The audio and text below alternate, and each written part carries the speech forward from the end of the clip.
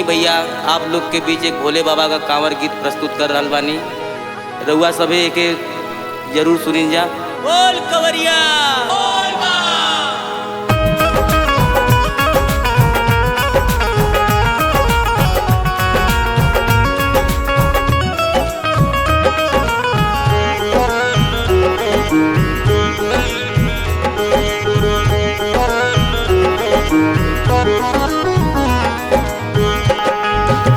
चढ़ गईल सावन महीना हो, बरसेला पानी रोजीना हो।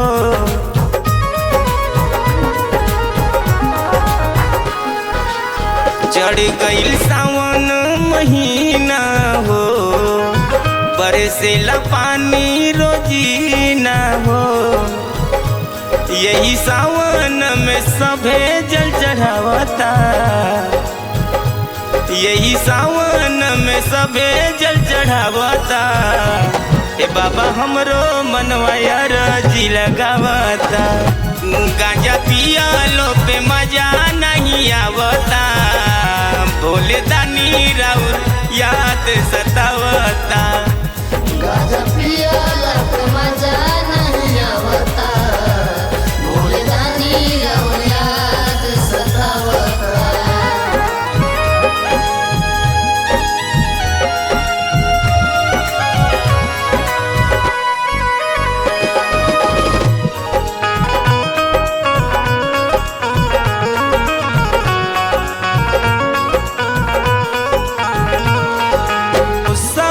महीना में संगी साथी जाता देवघर, जलवा चढ़ावे बैजू बाबा के चरण हो।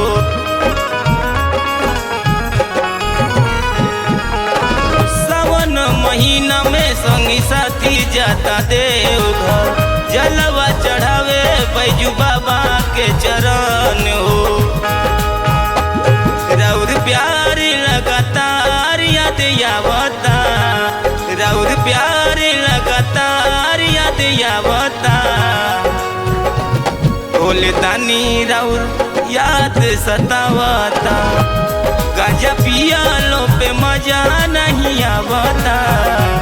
भोले दानी राउर याद सतावता, गांजा पिया लो पे मजा नहीं आवता। भोले दानी राउर याद सतावता।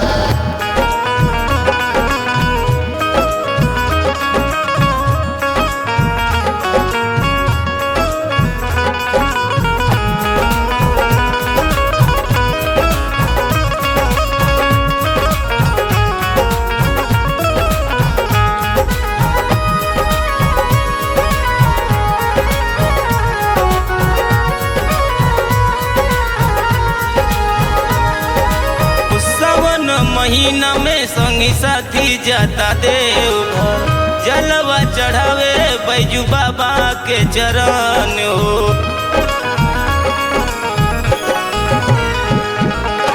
सावन महीना में संगी साथी जाता देवघर, जलवा चढ़ावे बैजू बाबा के चरण हो। राउर प्यार लगातार याद आवता, राउर प्यार लगातार याद आवता। भोले दानी राउर याद सतावता, गांजा पिया लो पे मजा नहीं आवता। भोले दानी राउर याद सतावता, गांजा पिया लो पे मजा नहीं आवता। भोले दानी राउर याद सतावता। यही सावन में तो सभे जल चढ़ावता, यही सावन में सभे जल चढ़ावता। ए बाबा हमरो मनवा रजी लगावता,